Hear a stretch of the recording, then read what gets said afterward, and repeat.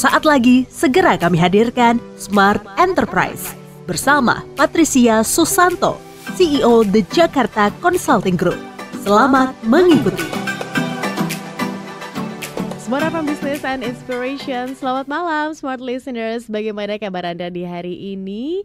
Di kebersamaan kita di malam hari ini, Smart Enterprise kembali hadir untuk menemani Anda dan tentu saja akan memberikan insight-insight seputar bisnis. Karena Tasya Rustama juga akan belajar nih bareng-bareng sama Anda. Kita akan belajar bersama dengan Mbak Patricia Susanto dari The Jakarta Consulting Group. Halo Mbak Patri, selamat malam. Selamat malam Mbak Tasya, selamat malam Smart Listeners. Gimana kabarnya Mbak Patris? Baik Mbak, sehat semuanya. Sehat semuanya, karena kesehatan penting banget ya Mbak Patris ya. Apalagi zaman sekarang setelah COVID tuh orang baru sadar begitu kan ya. Kalau namanya nanya sehat gimana kabarnya tuh udah bukan basa-basi lagi. Tapi beneran kan, kamu sehat kan, begitu kan ya. Betul. Oke.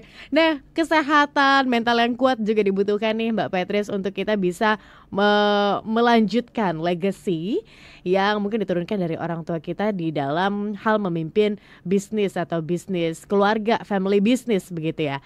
Nah, di kesempatan kali ini topik mengenai jaga nilai dan filosofi pendiri ini jadi topik pembahasan Mbak Patris. Gimana sih menurut Mbak Patris sendiri begitu ya pentingnya untuk menjaga nilai dan juga filosofi dari pendiri untuk di sesi pertama ini. Silakan Mbak Patris. Oke, saya rasa ini topik yang menarik ya, jaga nilai pendiri ya, karena kita melihat banyak sekali perusahaan-perusahaan itu bisa langgeng sampai 50 tahun, 100 tahun, itu karena filosofi dari pendiri itu dipegang kuat. Yang menarik itu adalah kenapa ya pendiri itu hebat sekali bisa membuat values yang mungkin dia tidak rencanakan juga gitu kan 50 tahun yang lalu, tapi kok tetap juga applicable di dunia sekarang yang sudah banyak berubahnya. Nah, ini kita melihatnya kalau di dunia family business adalah yang menarik itu adalah karena nilai-nilai itu bukan sesuatu yang didesain, yang dibuat cantik, tetapi sesuatu yang benar-benar embedded atau benar-benar datang dari hati nuraninya, sehingga itu yang dijalankan kesehariannya, yang diterapkan juga. Oleh karena itu bisa langgeng, oleh karena itu perusahaannya bisa langgeng, nilai-nilainya bisa juga berjalan dengan menempuh segala macam perubahan-perubahan yang ada, tetap sustain. Nah, itu yang menurut saya menarik di dunia family business, karena kita melihat nilai-nilai itu bukan sesuatu yang didesain, dibuat cantik, tetapi benar-benar menjadi bagian dari kesehariannya. Kalau kita bilang itu diamalkan gitu dalam keseharian kita, ini adalah kita, ini adalah diri kita sendiri. Oleh karena itu nilai tetap bisa terus langgeng berjalan. Oke, perbedaannya apa sih Mbak Patris dengan mungkin generasi pertama begitu ya dalam membuat sebuah nilai atau filosofi dari perusahaan itu sendiri dengan mungkin generasi yang kedua, generasi ketiga? Apakah itu artinya sense of belonging-nya kurang kah atau seperti apa?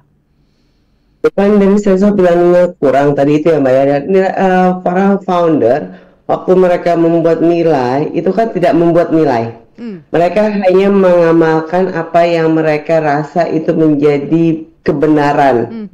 Bagaimana they do the business, the sense of treating people, how they interact with their vendor, supplier, client, customer, itu kan benar-benar apa yang mereka rasa itu benar, gitu kan. Nah, itu yang mereka lakukan. Jadi nilai itu benar-benar sesuatu yang menjadi bagian dari diri mereka sendiri. Generasi kedua dan ketiga mungkin punya nilai-nilai yang berbeda. Bukannya salah ya, tetapi lebih dengan exposure mereka, dengan pergaulan, dengan kondisi yang ada, itu mereka membuat satu nilai lagi yang mengatakan, oh ini loh yang benar, ini yang menurut saya lebih sesuai. Oh, tetapi kok bertolak belakang dari nilai-nilai ayah saya. Contohnya saja, Banyak orang yang dagang mengatakan, ya udahlah kalau zaman dulu yang penting kita percaya aja. Kita percaya, nggak usah pakai surat utang, nanti kalau dia utang dibales karmanya kalau dia nggak bayar gitu kan. Benar. Eh, apakah itu bisa diterapkan sekarang? Apakah kita bilang ya udahlah kalau dia lagi perlu nggak apa-apa biarin aja, nanti kalau dia perlu kalau dia punya uang lebih pasti dia akan bayar. Itu kan kepercayaan ya Mbak ya. Nah sekarang kalau kita punya treatment seperti itu, apakah benar gitu kan? Jadinya kadang-kadang kepercayaan itu yang kemudian ditranslate pada dunia saat ini yang konotasinya berubah. Yang tadinya kita mau benar-benar baik kepada customer kita, tapi kadang-kadang konotasinya berubah sehingga para penerus mempunyai struggling sendiri, internal struggle yang mengatakan benar tidak sih founder kita ini nilainya masih bisa diterapkan atau tidak. Tapi kita mengatakan nilai-nilai founder itu apa, dan kemudian bagaimana sih kita bisa meredefinisikannya, bagaimana kita bisa menerapkannya lagi ke dunia yang sekarang, seperti itu. Relevansinya begitu ya Mbak Patricia terhadap dunia sekarang yang kita tahu udah berubah, apalagi after COVID begitu kan ya, semuanya benar-benar berubah, dipaksa cepat begitu kan ya, dipaksa berubah. Ya tentu saja apa itu masih relevan atau enggak. Di kesempatan kali ini Smart Listeners kami akan bahas itu bersama dengan Mbak Petrus lebih mendalam lagi. Setelah satu jeda berikut ini, pastikan Anda tetap bersama kami dalam program Smart Enterprise. Tetaplah bersama kami, Smart Enterprise, bersama Patricia Susanto, CEO The Jakarta Consulting Group. Smart FM, the spirit of Indonesia, part of Kompas Gramedia Radio Network. Kami hadir bukan sekadar menghibur. Kami hadirkan berbagai program berkualitas, membuka wawasan, menginspirasi, dan menguatkan, melewati berbagai krisis dan situasi penuh tantangan. Menjadi panduan pengambilan keputusan bagi para CEO, direktur, manajer, profesional, dan pelaku bisnis di berbagai bidang dengan SIS AB+, serta rentang usia 25 hingga 45 tahun. Agar bisnis dan karir yang dibangun berkembang serta melaju seiring perkembangan zaman, dijalankan sepenuh hati, penuh kecintaan, tanpa kehilangan jati diri, selalu memiliki pandangan terbuka dan luas, menjangkau Anda melalui berbagai platform digital dan media sosial, streaming, podcast, YouTube, Instagram, Facebook, dan Twitter. Meningkatkan peluang produk dan jasa Anda semakin dikenal, dipercaya, dan dipilih konsumen cerdas.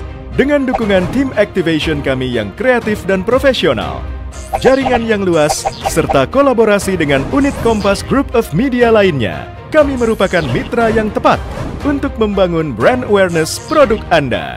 Smart FM, mendukung pertumbuhan serta kemajuan karir dan bisnis Anda. Smart FM, the spirit of Indonesia.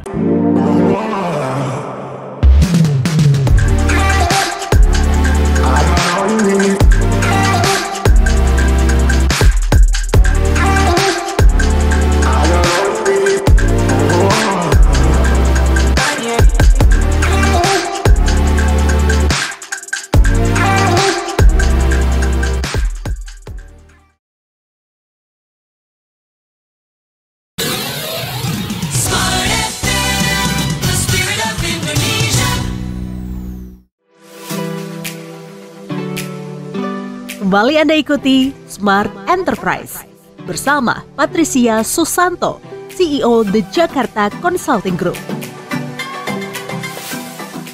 Jaga nilai dan filosofi pendiri. Gimana ya caranya Smart Listeners agar perusahaan bisa bertahan dengan nilai-nilai yang memang diturunkan dan juga diaplikasikan oleh para pendiri. Tapi kalau misalnya mau dilihat lagi, sebenarnya masih relevan gak sih nilai-nilai di perusahaan Anda? Kalau dirubah akan bermasalah nggak sih ya begitu, dan gimana caranya agar tetap relevan tapi nggak membuat sebuah perubahan yang terlalu drastis. Di kesempatan kali ini dari The Jakarta Consulting, Mbak Patricia Susanto masih akan memberikan insight-nya Smart Listeners. Nah di sesi yang kedua ini Mbak Patricia, kita kan tahu tadi Mbak Patricia sempat menyinggung bagaimana nilai-nilai ini oleh para founder itu sebenarnya diamalkan begitu kan ya, dipraktikan. Jadi udah kayak mendarah daging, jadi udah bukan sesuatu hal yang dibuat-buat lagi, tapi udah jadi kebiasaan. Kalau udah masuk perusahaan itu, ya seperti itu begitu akan terbentuk demikian, benar ya Mbak Petris? Betul, jadi kalau nilai-nilai itu kan banyak kayak kita masuk ke dalam perusahaan, terus kita melihat banyak slogan-slogan gitu kan. Biasanya kalau nilai-nilai perusahaan tuh saya nggak mengecilkan ya, tapi ini yang paling umum adalah profesional, integritas, customer focus, dan lain sebagainya. Itu tuh yang paling umum. Dan setiap perusahaan mempunyai definisi yang berbeda-beda. Definisi untuk Smart FM profesional, definisi untuk Jakarta Consulting profesional itu pasti berbeda-beda sesuai dengan industrinya, sesuai dengan keperluan kita. Nah, yang menarik itu adalah kalau founder itu biasanya tidak lagi mendefinisikan profesional itu apa, tapi itu mereka sudah memberikan contoh. Jadi kalau tahap pertama dari nilai itu, kita selalu mengatakan adalah kita mengerti dulu. Kita ngerti dulu nih, apa tuh namanya nilai-nilai kita. Kemudian kita acknowledge, kita bisa memahami, understanding apa itu yang harus dilakukan. Kemudian kita bisa menerima, gitu kan. Kadang-kadang bertolak belakang dengan kepribadian kita. Baru nanti tahap terakhirnya itu adalah mengamalkan. Nah, kalau founder itu mereka langsung pada tahap mengamalkan. Jadinya itu yang menarik dan yang menjadi salah satu keunggulan perusahaan keluarga adalah ini, karena nilai-nilainya itu benar-benar diamalkan dan datang dari dirinya sendiri. Jadi tidak ada yang bertolak belakang antara personal values dengan corporate values mereka. Nah, ini yang menjadi menarik di perusahaan keluarga karena kita melihat leaders itu walk the talk. Enggak ini hanya kamu harusnya seperti ini, hanya berbicara saja, tapi benar-benar walk the talk, dan walk the talk itu yang akan menjadi values dari perusahaan keluarga. Oke, baik. Ini kan akan mudah ya kalau andai kata diturunkan kepada sesama keluarga begitu, karena kan nilai di dalam keluarga dengan di family business mungkin tidak akan jauh berbeda begitu kan. Tapi bagaimana dengan orang luar yang mungkin punya karakter yang benar-benar straight begitu ya Mbak Petris, untuk bisa match kan akan rada sulit nih. Gimana agar perusahaan bisa tahu bahwa oke, dia punya nilai yang serupa nih dengan kami, jadi bisa disatukan. Atau sebaliknya kalau nilai tersebut tidak sesuai dengan value-nya orang tersebut, jadi dari awal bisa sudah tidak akan bergabung begitu. Ya, itu biasanya kita juga melihat nilai itu menjadi salah satu kunci untuk rekrutmen ya. Waktu kita melihat dari orang luar, itu kan ada pertanyaan-pertanyaan, itu kita bisa melihat dari jawabannya, dari interaksinya, sejauh mana sih value kita bersinggungan, atau sejauh mana kita bertolak belakang lah values-nya. Nah, kalau kita ngomongin nyambung, biasanya tidak ada jeda, dan kemudian beberapa prinsip kita memiliki prinsip yang sama, itu alignment values-nya ada di situ. Tadi yang menarik adalah Mbak Tasya katakan lebih gampang ditularkan ke dalam keluarga sendiri, gitu ya. Tapi ini ternyata banyak juga di perusahaan keluarga, ternyata orang luar lebih nyambung daripada keluarga sendiri, gitu kan. Karena kadang-kadang kepribadian founder itu berbeda ya, waktu mereka di dalam keluarga maupun di dalam bisnis. Sedangkan kalau bisnis kan very agresif gitu kan, very domineering. Tapi di keluarganya mungkin dia berbeda gitu kan. Karena kan keluarga kita berbeda, kita punya harmoni, kita maunya nggak terlalu agresif, nggak terlalu banyak perubahan, goes with the flow gitu kan. Biasanya kan seperti itu. Nah, orang-orang lama yang sudah bersama-sama dengan para founder kadang-kadang dapat values-nya itu lebih bagus daripada keluarga sendiri. Kenapa? Karena mereka menemani para founders ini dalam dealing dengan pihak luar, dalam kesehariannya dari pagi sampai malam gitu kan. Kadang-kadang waktunya founders juga lebih lama dihabiskan di tempat kerjanya, bukan dengan keluarganya. Jadi kadang-kadang nggak jarang nih values ini adanya malah di profesional di sekeliling founder dibandingkan dengan keluarganya gitu. Oh, baik. karena mungkin kebersamaan gitu tadi ya Mbak Patrice ya. Terus juga dalam prosesnya founder ini menuju kesuksesan itu juga diiringi dengan mungkin sejawat ya begitu yang ada di kantor. Ini membuat nilai dan juga filosofi perusahaan lebih ajak mungkin ya di teman-teman profesional begitu ya. Iya, betul Mbak. Baik, menarik. Ada nggak Mbak Patrice contoh begitu ya dari perusahaan yang mungkin bisa dikatakan legend gitu sampai dengan generasi-generasi selanjutnya mampu tuh tetap menjaga nilai dan juga filosofinya para pendiri? Banyak ya kalau kita di Indonesia banyak restoran-restoran gitu kan. Kita lihat aja restorannya sudah 50 tahun, 60 tahun tuh udah banyak ya. Nah, itu kan legend semuanya. Kemudian kita juga melihat bagaimana kalau perusahaan-perusahaan Jepang itu mereka sudah lebih dari 1000 tahun gitu kan. Ada perusahaan Jepang yang 100 tahun tuh banyak sekali jumlahnya, bisa puluhan ribu gitu kan. Di Indonesia sendiri kita melihat perusahaan keluarga yang sudah menginjak umur 50 tahun itu sudah cukup banyak sekarang ya. 50-70 tahun itu sudah cukup banyak. Nah, itu kan dari generasi ke generasi. Yang menarik kalau kita lihat di Indonesia adalah Astra Indonesia ya. Astra itu kan foundernya adalah William Suryajaya. Kemudian beliau kehilangan sahamnya running oleh profesional. Kemudian dibeli oleh Jardine Group. Nah, akan tetapi yang menarik adalah values-nya sama. Dari Pak William Suryajaya sampai dengan sekarang catur dharmanya itu sama. Nah, ini mau berubah-ubah pemimpinnya, mau berubah-ubah pemiliknya gitu. Bukan hanya pemimpinnya loh, pemiliknya berubah, tapi values-nya sama.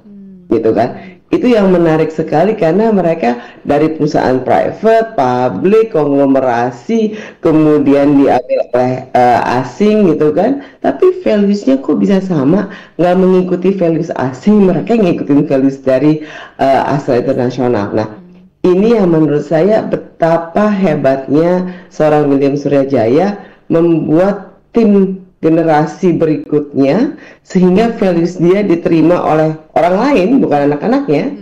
Kemudian orang-orang ini kemudian juga menularkan values yang sama ini kepada generasi berikutnya, and so on and so on. Nah, ini menurut saya sesuatu yang patut kita contoh ya. Dari situ kita melihat bagaimana dia dealing bisnis, bagaimana mereka grow, bagaimana mereka mengukur resiko. Itu ada semua dalam value tersebut. Itu kan hal-hal yang intangible, yang tidak kita bisa pelajari dalam buku ya. Mau buku apapun kita nggak ada gitu kan Mbak. Biarpun buku tentang biografi beliau dan lain sebagainya, kalau tidak pernah bertatap muka, berdealing langsung, itu pasti akan sulit.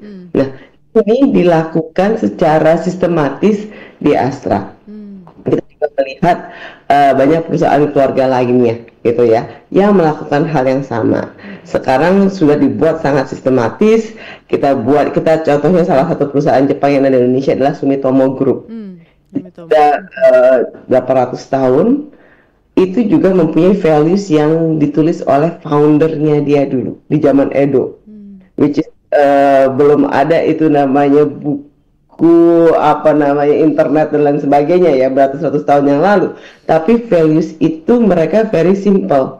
Treat your partner right, treat your employee right, think about the future, do not spend too much on the current, on the present.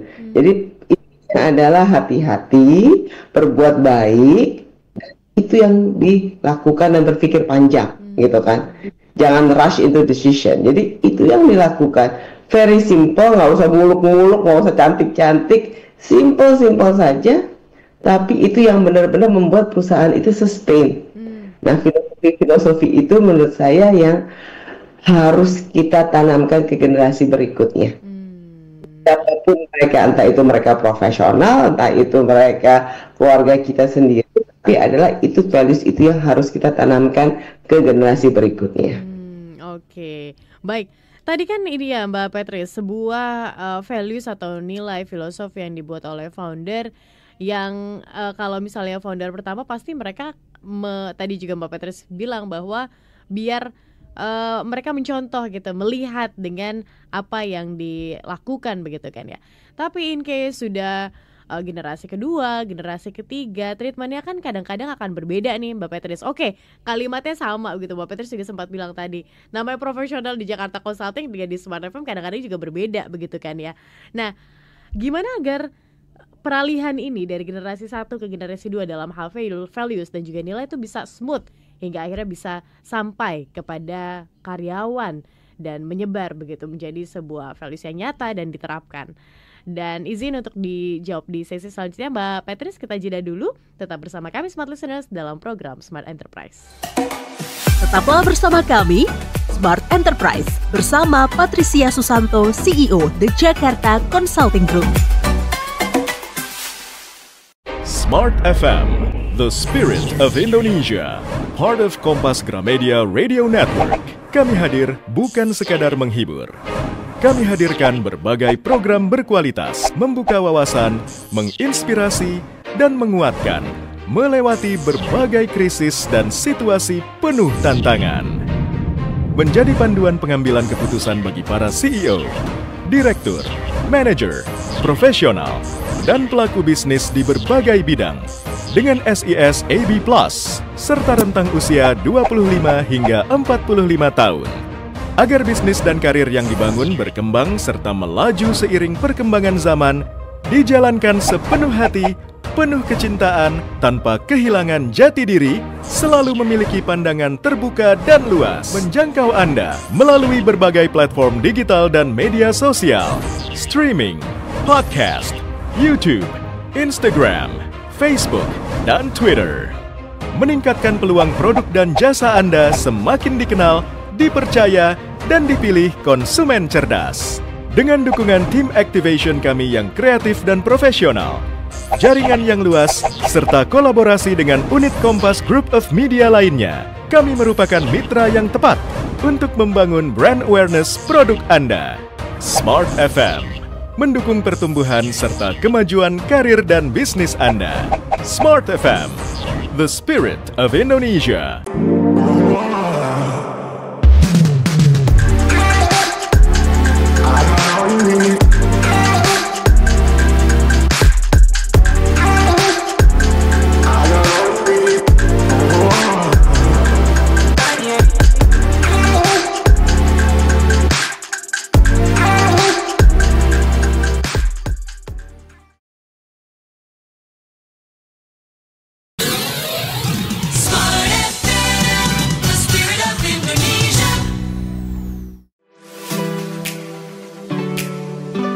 Kembali Anda ikuti Smart Enterprise bersama Patricia Susanto, CEO The Jakarta Consulting Group.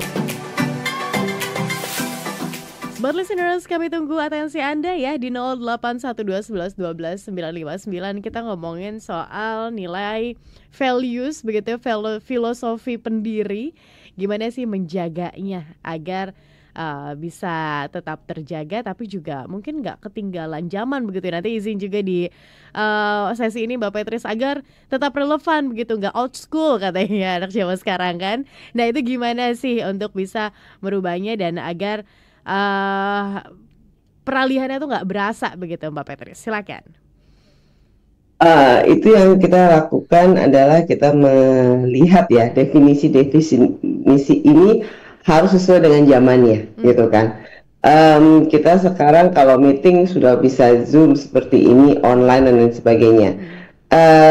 Tapi yang kita pegang misalnya satu adalah on time-nya, gitu kan, preparing-nya, gitu. Itu yang namanya definisi profesional.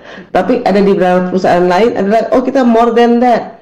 Kalau yang namanya profesional itu kita sudah tahu kompetensi kita apa, deliverables-nya apa, sehingga kita sudah punya standar yang paling tinggi. Kita nggak mau tuh hanya mereka on time dan prepare, tapi adalah kalau deliver sesuatu itu harus standar yang tertinggi. Nah, oleh karena itu adalah definisi profesional. Itu berjalan sesuai dengan pengembangan organisasi. Bagaimana kita punya dan bagaimana kita tahu keperluan kita seperti apa, itu adalah diskusi antara manajemen dengan karyawan. Di mana budaya ini, kalau kita bilang nilai-nilai atau budaya, itu itu tidak bisa berdiri sendiri, tidak bisa di-drop dari atas. Harus kita dengarkan dari akar rumputnya gitu kan. Perlunya apa? Atasnya perlunya mengatakan, oh we have to have global mindset dan lain sebagainya. Yang bawah bilang, bahasa Inggrisnya kita nggak bisa kok global mindset gitu kan. Baca news aja Pak, kita nggak punya akses ke internetnya misalnya ya, atau akses sangat terbatas. Nah, hal-hal yang seperti ini kita katakan, oke, kita perlu mendengar dari yang di bawah. Jadi definisinya bisa berbeda-beda. Definisi profesional di level direksi Smart FM sama di level operator Smart FM bisa berbeda. Nggak apa-apa.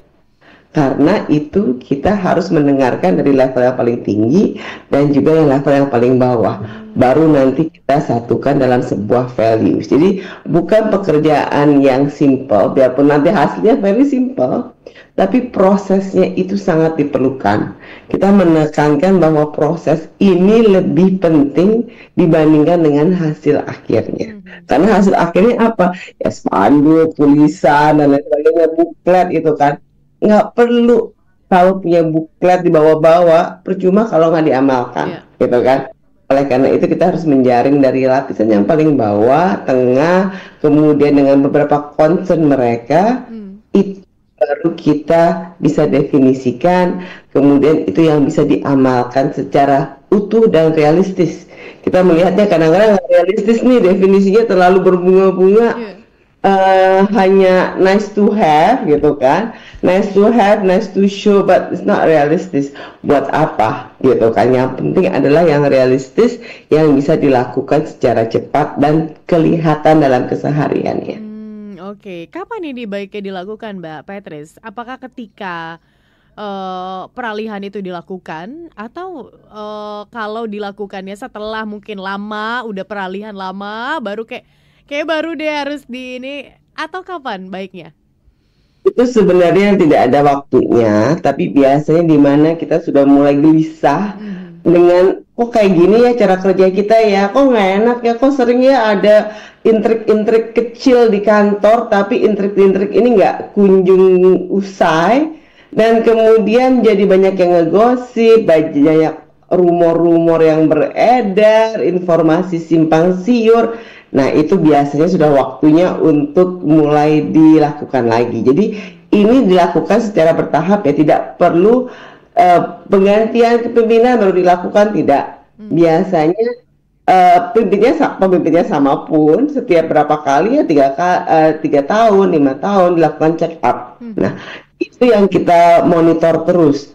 Kenapa? Kadang-kadang tadi itu ya orang kendor ya, kemudian situasi bisnis berubah, kemudian situasi kondisi juga berubah, timnya juga berubah, cara kerjanya nggak pas lagi. Nah, itu biasanya kita perlu lakukan lagi di situ. I see. Gimana kalau dengan perusahaan yang punya anak perusahaan lain nih, Mbak Patrice, tapi dengan mungkin seperti Kompas begitu kan ya, kita selain media televisi, ada juga yang properti, ada juga yang event begitu kan. Ini kan berbeda-beda. Nah, tentu core bisnisnya berbeda begitu kan ya. Nah, untuk bisa value atau nilai ini disamaratakan, apakah wajib begitu Mbak Patrice, atau sebenarnya ya menyesuaikan aja di mana dan tujuan dari perusahaan tersebut? Lebih bagus kalau sama gitu kan, lebih baik kalau sama. Tapi kadang-kadang kalau industrinya terlalu bertolak belakang dan berbeda, tidak bisa.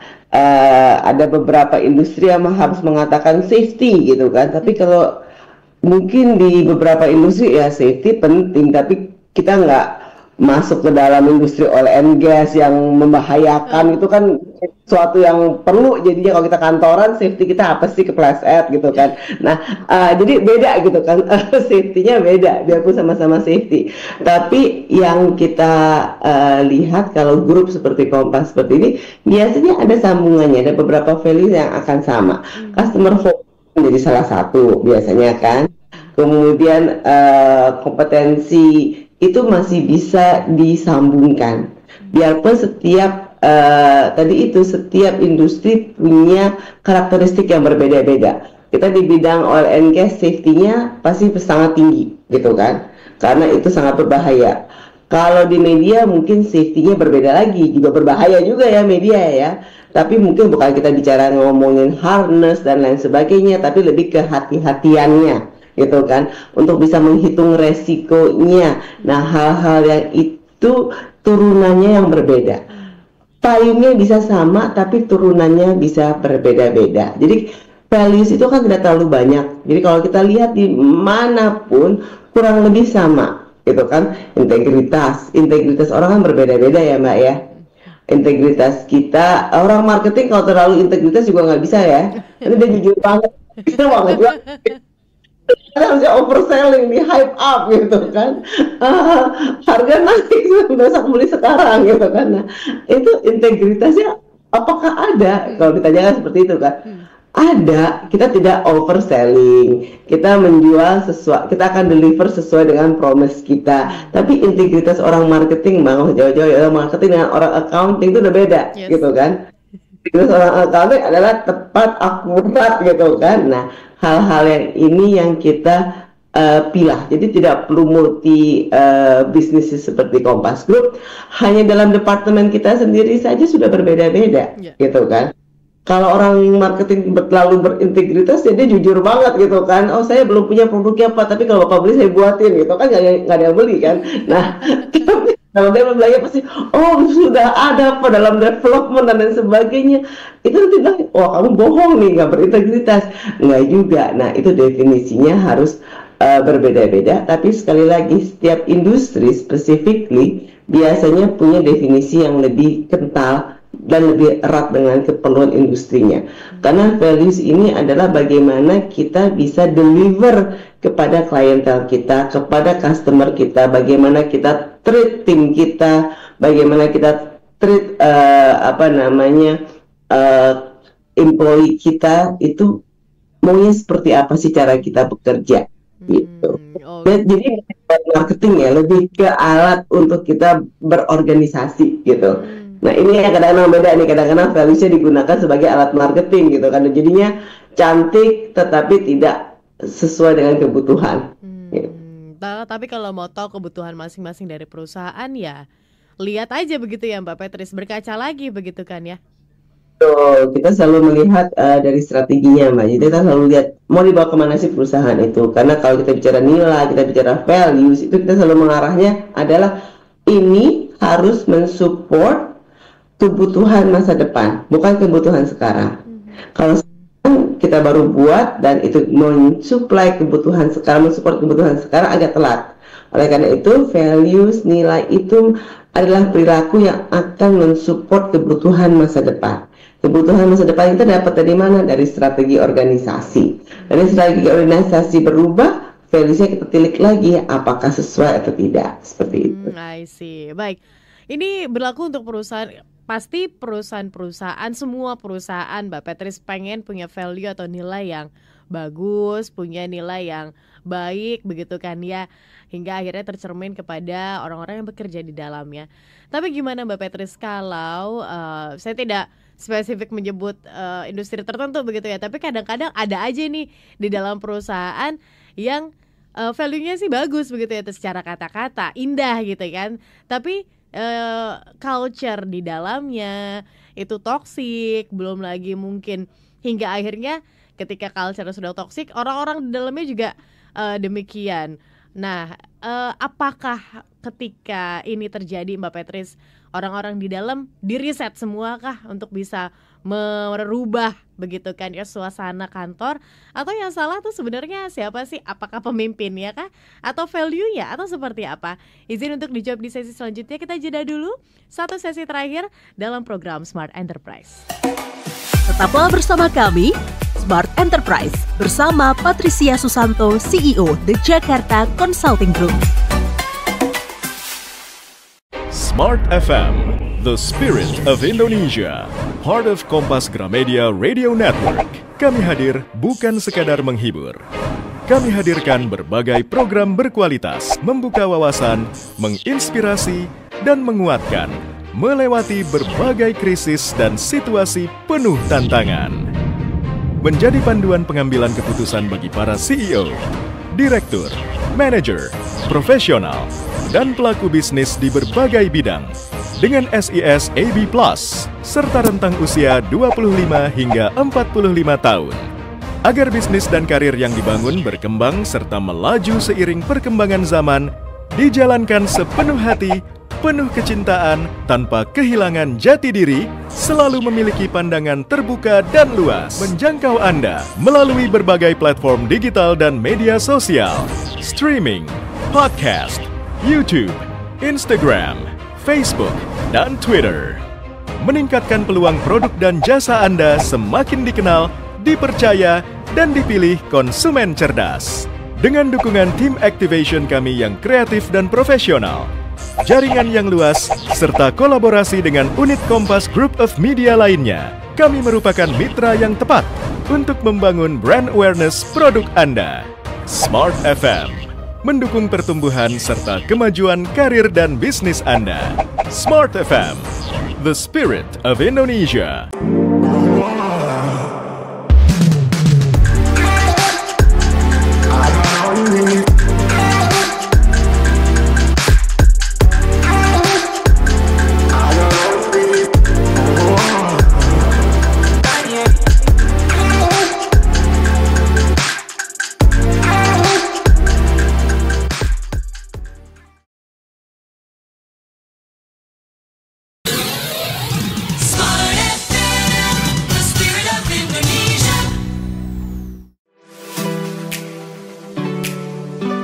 Kembali Anda ikuti Smart Enterprise bersama Patricia Susanto, CEO The Jakarta Consulting Group.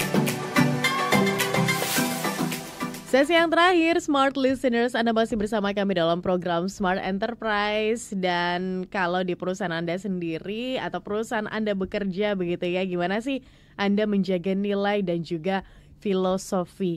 Apakah Anda sebagai founder mempersiapkan begitu ya dengan betul-betul kira-kira culture perusahaannya, nilai-nilainya tuh benar-benar dijalankan begitu di setiap lapisan karyawan atau seperti apa? Masih bersama dengan Mbak Patrice di kesempatan malam hari ini.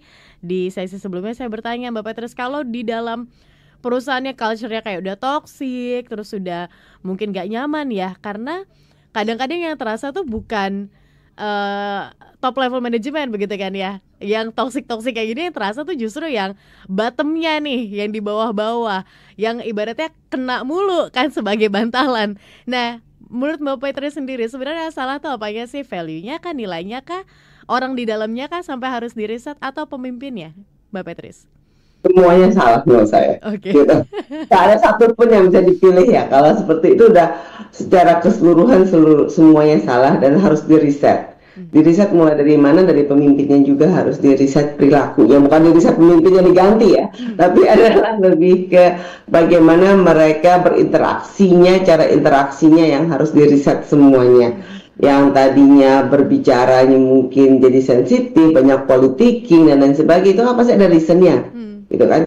Kalau kita bicara salah satunya adalah office politik, itu menjadi salah satu topik yang menarik dan nggak pernah selesai gitu kan, dari 20 tahun yang lalu sampai sekarang juga sama ya topiknya ya, office politics gitu kan. Tuh, caranya aja beda. Yang katanya dengan remote working kita nggak ada lagi office politik, ada aja tuh, tetap aja ada gitu kan. Nah, ini berarti kalau ada office politik yang ngeset punnya siapa? Berarti adalah pemimpinnya. Pemimpinnya harus introspeksi lagi. Biasanya kita punya lakukan ini, kita melakukannya ada yang namanya culture index, ada yang kita bicara tentang leadership index. Itu bagaimana sih cara pemimpin untuk dapat informasi dari bawahannya, mendapatkan seluruh potret organisasi tentang kondisinya seperti apa. Nah, dengan kita melakukan survei-survei ini biasa di akhir tahun, kita bisa melihat apa yang harus diperbaiki. Jadi ini seperti kita dapat kaca ya Mbak ya. Jadi dapat report, dapat informasi, gaya kepemimpinan kita nih banyak like and dislike-nya, gitu kan. Tidak ada time management-nya, sehingga banyak orang lembur sebenarnya, dan banyak hal-hal urgent. Sebenarnya kan nggak ada hal urgent ya. mungkin adalah 1, 2, 3 hal urgent, tapi nggak akan 10 hal menjadi urgent semuanya gitu kan. Nah, urgent itu kenapa? Biasanya urgent karena tidak ada orang yang nggak mampu. Orang yang nggak mampu kenapa? Oh, yang dipilih sama si bapak itu lagi. Bapak cuma punya anak emas, baliklah sebenarnya itu kan. Jadi kita melihat symptomsnya, kemudian kita melihat akar permasalahannya ada di mana. Kami lakukan ini di banyak perusahaan, biasanya simptomsnya adalah like and dislike. Terus bapaknya bilang, oh saya bukan yang like and dislike, yang bisa kerja cuma orang-orang ini aja, gitu kan. Saling defensif kan. Nah kalau udah saling defensif seperti itu, kita mengatakan lagi, kenapa hanya orang ini saja? Punya orang 100, kenapa yang kerja cuma 2, gitu kan. Emang nggak ada orang lain di negara ini gitu kan. Banyak kan orang. Nah, tapi kompetensinya nggak sesuai, berarti rekrutmennya yang nggak pas, gitu kan? Penempatannya nggak pas. Oke, kita lihat lagi, apakah kualifikasinya tidak sesuai? Berarti talent developmentnya yang kita harus improve, gitu kan? Tapi si bapaknya juga kita bilang, kalau mau ngasih kerjaan, jangan orangnya, jangan itu aja, harus kita sebar ke beberapa orang. Jangan sampai ada nih, biasanya kalau dalam perusahaan-perusahaan kalau sudah mulai toksik tadi itu ada ring 1, ring 2 dan lain sebagainya. Nah, kalau udah ada mulai kata oh itu kan dia ring 1-nya si bapak, ring 1-nya ibu, itu sudah bahaya. Harusnya sebuah pemimpin nggak punya ring 1-nya ada 10, gitu kan. Masing-masing harusnya di bagian itu dia punya orang-orang terdekat. Mungkin kalau pabriknya 1000 orang nggak bisa semuanya ya, tapi dia tidak boleh ring 1-nya hanya orang-orangnya itu saja. Kenapa? Karena nanti informasi yang didapat hanya dari orang-orang yang sudah menseleksi informasi tersebut. Oleh karena itu survei itu penting untuk para pemimpin untuk mendapatkan potret keseluruhan. Sebenarnya kayak apa sih organisasi ini? Itu. Ini yang menjadi highlight utama kalau kita mengatakan kapan sih dan salahnya siapa. Sebelum kita bilang salahnya siapa, kalau kami selalu bilang bagaimana cara membenarkannya, gitu, memperbaikinya seperti apa, daripada kita sibuk mencari salahnya siapa.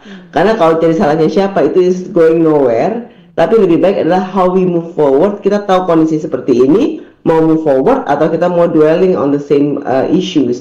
Kalau kita mau dwelling on the same issues ya silahkan, tapi kalau kita mau move forward, inilah cara-caranya. Kita mulai step by step, biasanya dengan pemimpinnya yang harus di resetting. Oleh karena itu pemimpin perlu sekali tuh namanya retreat, leadership workshop. Bukannya karena nggak tahu ya, saya yakin semua pemimpin udah tahu lah teorinya ya. Teori mah gampang, sekarang gampang kita aksesnya. Lebih untuk dapat energinya baru aja, lebih dapat refreshmentnya baru aja. Itu saja yang sebenarnya diperlukan, gitu. Baik, dan biar bisa lebih eling ya Mbak Patrice ya, kalau kata orang Jawa, lebih eling gitu, lebih sadar gitu kan. Kalau misalnya iya benar, lebih ingat lagi lebih ya. ingat, iya, kadang-kadang kan sudah ada di top position, lupa begitu kan ya. Ya udahlah, yang penting kan saya udah di atas begitu. Tapi lupa bahwa value-value atau nilai yang diterapkan itu ternyata nggak sejalan lagi begitu kan ya. Nah, Mbak Patrice berarti ini lebih kepada treatmentnya top to the bottom ya. Berarti untuk bottom to top ini kayaknya nggak mungkin ya. Mungkin sekali Mbak. Jadi kita tadi itu ya, prosesnya itu very important. Jadi top. Jadi kalau value itu selalu top to bottom, bottom to up. Karena bottom itu harus didengarkan. Oleh karena itu tadi kita mengusulkan adanya survei, gitu. Karena adanya survei, masukan orang-orang di bawah itu akan terserap, gitu. Nah, itu akan menjadi masukan pemimpin. Tidak bisa kita hanya mendengarkan dari yang di atas. Karena kalau yang dari atas saja itu jadinya ya itu value kamu, silakan kamu melakukan. That's not my values. Nah, ini yang harus kita sinkronkan antara value dari atas ke bawah dan harapan dari bawah ke atas seperti apa tuh harus sinkron. Kalau tidak akan berjalan dan itu it will be going nowhere ya, karena dia akan circling around the issues tanpa sampai ke root cause permasalahannya. Ada nggak sih Mbak Patrice perusahaan yang ideal banget di mana nilai dan juga filosofinya tuh benar-benar mantap gitu di semua lapisan? Banyak ya Mbak ya, kita melihat perusahaan-perusahaan Indonesia itu, kita ada perusahaan kosmetik yang lagi booming, Kompas gitu kan, sangat embedded ya values-nya ya gitu kan, dari Pak Yakob, ini sekarang Pak Lili, Pak Agung, Pak Lili dan lain sebagainya, itu kan sangat embedded sekali ke dalam bagaimana mereka mengambil tindakan, bertata cara dan lain sebagainya, itu solid. Tapi kadang-kadang gini, kita yang di luar melihatnya solid, yang di dalam melihatnya berbeda, gitu kan? Karena kalau values itu tidak yang merasakan dan yang kelihatan itu bisa berbeda. Kelihatannya baik-baik saja, tapi yang di dalam merasanya nggak pas. Nah, yang penting adalah individu-individu di dalam. Individu di dalam merasa tidak pas, itu adalah sesuatu yang harus di-adjust. Ada juga kita merasa, ini ya kok satu perusahaan saling sikut-sikutan, tapi kok hasilnya luar biasa. Karena didesain seperti itu. Kalau dia perusahaannya distribusi dan perusahaannya sales, kalau nggak saling sikut-sikutan, nggak saling kompetisi, nggak bisa maju. Nah, jadi buat orang di dalamnya nggak apa-apa, orang di luarnya aja merasa kok kayak gitu ya. Tapi kok perusahaannya baik-baik aja ya. Katanya perusahaannya toksik, tapi kok baik-baik aja ya. Kok tambah-tambah besar aja. Nah, itu kan pasti ada yang persepsinya berbeda dengan realitasnya, gitu kan. Nah, ini yang kita katakan, values itu pentingnya adalah untuk internal organisasi, bukan untuk konsumsi luar. Sedangkan banyak sekarang digunakan untuk employee branding, untuk marketing branding, sehingga menarik orang untuk masuk ke dalam perusahaan. Tetapi yang betul itu adalah kepentingan, ini adalah konsumsi internal organisasi. Orang luar nggak perlu tahu, orang dia nggak ikutan di dalam perusahaan kan, hanya dari luar aja kan, terus mengobservasi seperti ini. Nah, ini yang sebenarnya kita harus lihat. Jangan kadang-kadang mau memasukkan value kompetitif di Indonesia itu jarang sekali. Competition itu jarang sekali. Karena tadi itu malu, mosok kita masuknya nilainya kompetitif. Gitu. Sebenarnya kalau kita mau perlunya kompetitif, masuk aja kompetitif. Ini untuk konsumsi kita kok. Kenapa kita harus malu dan kenapa kita harus menutup-nutupi values yang kita perlukan? Gitu. Jadi kadang-kadang value yang dianggap negatif untuk orang luar sebenarnya sangat berguna untuk perusahaan, gitu kan. Jadinya values itu nggak apa-apa, nggak perlu kok yang cantik-cantik. Kadang-kadang negatif, bukan negatif word ya, kayak kompetitif, itu kan dianggapnya negatif word ya kalau Indonesia ya. Ambisius kan Mbak Patrice. Iya, padahal bukan saling sikut ya. Kalau kompetitifnya healthy, kenapa enggak?